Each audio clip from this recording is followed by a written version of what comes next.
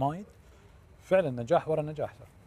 يعني صراحة والله أنا أول مرة أشوف، يعني أنا عارف تقريبا 3 4 بطولات وإنجازات، لكن الآن شفت اللستة أكبر من 7 8 إنجازات، وخاصة موسم 24 25 إنجازات رهيبة حقيقة، شيء مشرف كبير، يعني إنجازات ستاندر عالمي حقيقة، ليفل عالمي. فنحيي المغرب حقيقة، ونجاح المغرب في هذه المستويات حقيقة.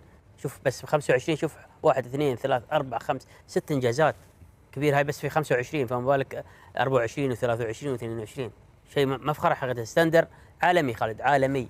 يعني ما تعمل له الفرق الكبيره، وممكن ما تعمل ايضا المنتخبات الكبيره. ما اعتقد منتخب في العالم او اتحاد محلي في العالم عمل هاي الانجازات كلها في خلال 3 سنوات. مناف يعني اتصور ان الكابتن وليد الركراكي ما يحتاج يشوف برا، ما شاء الله عنده يعني قوائم مش قائمه واحده، وهذا شيء طيع. صحيح، المنتخب بيه يعني يكفي. صحيح ما في شك حقيقه. يعني يمكن انت تكلمت يمكن ابو جاسم منتخب الناشئين، منتخب الشباب كيف حقق بطوله.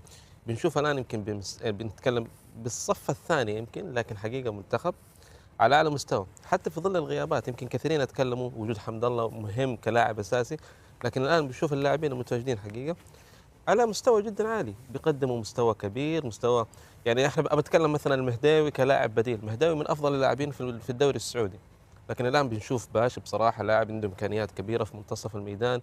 يعني اكثر من لاعب حقيقه اعطوا امكانيات جدا ممتازه. المنتخب المغربي يمتلك حقيقه عناصر على اعلى مستوى، لاعبين على اعلى مستوى، فكر عالي. وصول المغرب للمركز تقريبا في مستوى العالم تقريبا ال11 في التصنيف، 11. هذا ما هو من فراغ، شغل كبير، رؤيه بعيده، امكانيات ممتازه فنيه على اعلى مستوى.